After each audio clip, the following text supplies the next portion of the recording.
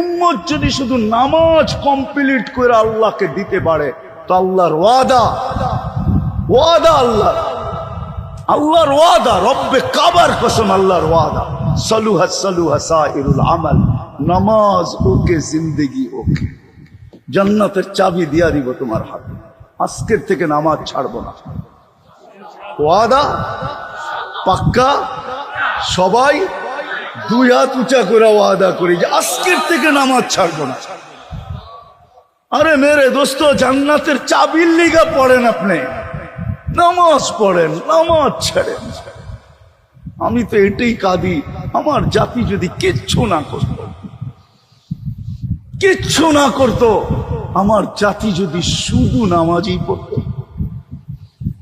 আমার জাতি যদি 11 মাস কিচ্ছু না করতো, শুধু রমজান মাসই ইবাদত করতো, কোমরে গামছা বাঁধা লাগতো, আমার জাতি যদি সারা বৎসর গুনাহ না ছাড়তো, শুধু 4টা মাসেই গুনাহ ছেড়ে দিত, রজব, জিকাদা, জিলহজ্জা, মুহররম, আরবাতুন মিনহা হুরুম, এই 4 মাসেই যদি গুনাহ ছেড়ে দিত, আমার বিশ্বাস আজকে আর কি বরকত।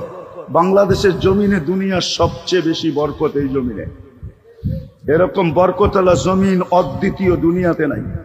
মক্কা, মদিনা, বাইতুল মুকাদ্দাস ভিন্ন কথা, ওটার সাথে তুলনা হয় না। এই 3টা ছাড়া দুনিয়ার কোন জমিনের ভিতরে এই জমিনের চেয়ে বেশি বরকত নাই। আমি গুড়া বলতেছি, দলিল দিয়া না, কোন দলিল প্রমাণ দিতে পারবো না, আমার গুড়ার অভিজ্ঞতা, এই জমিনের চেয়ে বরকত কোন জমিনে নাই।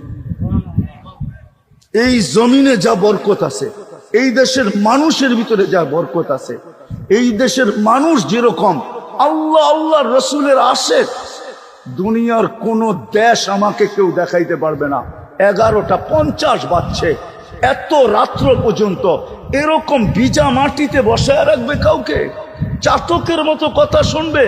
দুনিয়ার কোন দেশ আমি 99টা দেখছি, একটা তো পাই নাই, বাকিগুলা তো নাই। কোন দেশের মানুষ এত আল্লাহ রসুলের আশেক না। আমার জাতি যদি এই কয়টা কাজ করত, নামাজই পড়তো, রমজানি কোমর কাছা দিয়ে ইবাদত করত, শুধু 4 মাসেই যদি গুনাহ ছেড়ে দিত, জিকাদা, জিলহজ্জা, মুহররম আর রজব, এই 4 মাস হারাম মাস। আল্লাহ বলছে হারাম, গুনার থেকে বেঁচে থাকো। যদি 4 মাসেই গুনার থেকে বেঁচে থাকতো, আমার জাতি যদি 13 দিনই গুনাহ না করতো, ওয়ালায়ালিন আশ, জিলহজের 13 দিন, 3 দিন আইয়ামে তাশরিকের, আর 10 দিন হইল ওয়ালায়ালিন আশ, যেই 10 দিনের কসম আল্লাহ খাইছেন, এই 13 দিন যদি গুনাহ না করতো, তাহলে আজকে কি বরকত, এর চেয়ে কোটি গুণ বরকত এই জমিনের মাটি ফায়দা উঠত। দুনিয়া বিভিন্ন জিনিস এক্সপোর্ট করে বড় লোক হয়, আমার বিশ্বাস আমরা বরকত দুনিয়ার কোনায় কোনায় পাঠায় বড় লোক হইতাম। এই জন্য পায়ে হাত রাখি, আজকার থেকে ওয়াদা, নামাজ ছাড়বো না। পাক্কা কি সবাই? ওয়াদা। আরেকটা কথা শেষ, কোনদিন হক্কানি আলেমদের সঙ্গ ছাড়বো না। পারবেন? হ্যাঁ, হক্কানি আলেমদের সঙ্গ ওয়াদা। কিন্তু সবাই না, সবাই না, মনে হয় কেউ মনে হয়। আল্লাহু আকবার। আরেকটা, সঙ্গ ছাড়বো না। যদি সঙ্গ দিতে না পারি, তাহলে কোনোদিন আঙ্গুল উঠাবো না। সঙ্গ না দেন আপনি, আমার কোনো আফসোস নাই, কিন্তু আঙ্গুল উঠানো বোঝেন কি? পারবেন এই ওয়াদায় টিকা থাকতে? হ্যাঁ, যদি আঙ্গুল না উঠাইতে পারে, এটা যদি ওয়াদায় পাক্কা হইতে পারেন, তাহলে ইনশাআল্লাহ একটা গ্যারান্টি আপনাদেরকে দিতে পারি।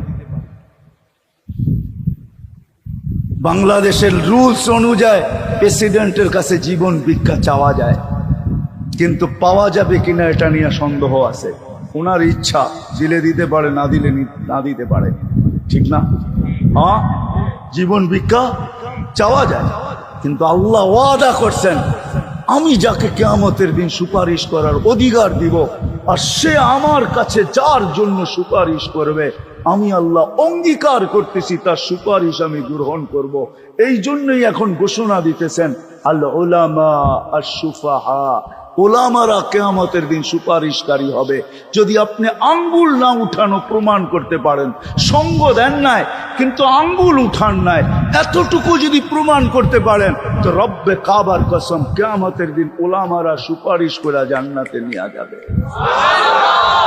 এই জন্য আমি বলি সঙ্গ দিব, যদি নাও পারি তাহলে আঙ্গুল একমত, রাজি।